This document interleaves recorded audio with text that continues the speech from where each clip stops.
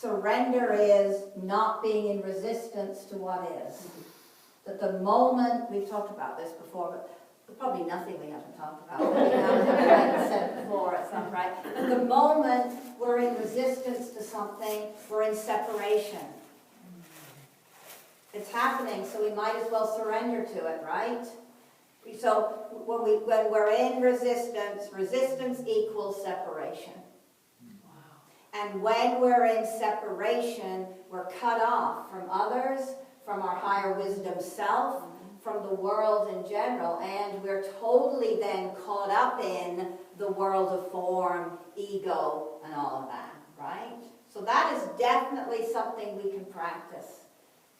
You know, accepting what is doesn't mean we have to like it, but being in resistance to it keeps us down here in the world of ego. Surrendering into it and saying, this is happening, we're moving, whether you like it or not. You know, fighting it isn't going to help. We've all been there, right? So the first thing when something happens that we don't like, or, you know, whatever it is, the first thing to remember is, you know, how can I be in acceptance over this? Just, you know, and be one with it.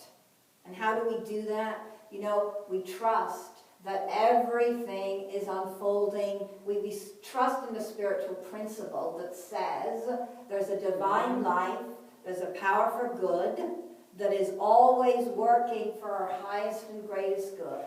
And we can trust that. And we don't have to like it. And we don't have to, it doesn't mean we don't have feelings around it. We're present with those.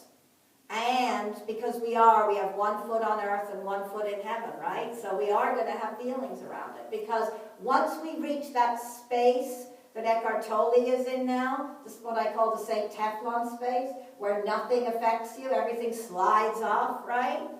Then we don't, you know, we're in total surrender all the time with whatever is. Even the worst, oh, I have cancer and I'm going to die next week kind of news thing. People like that are just in, you know, that is part of the divine unfoldment right now. One with it all, right? One with everything.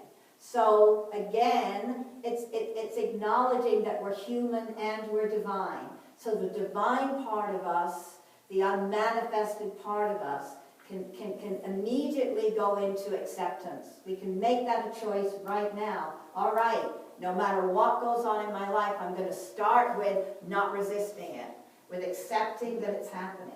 And then I'm going to tend to the human aspect of myself that may be disappointed, that may be upset, that maybe whatever feelings may come up, so I can move through those, right? So I can get every aspect of myself on board with this acceptance. Does that make sense?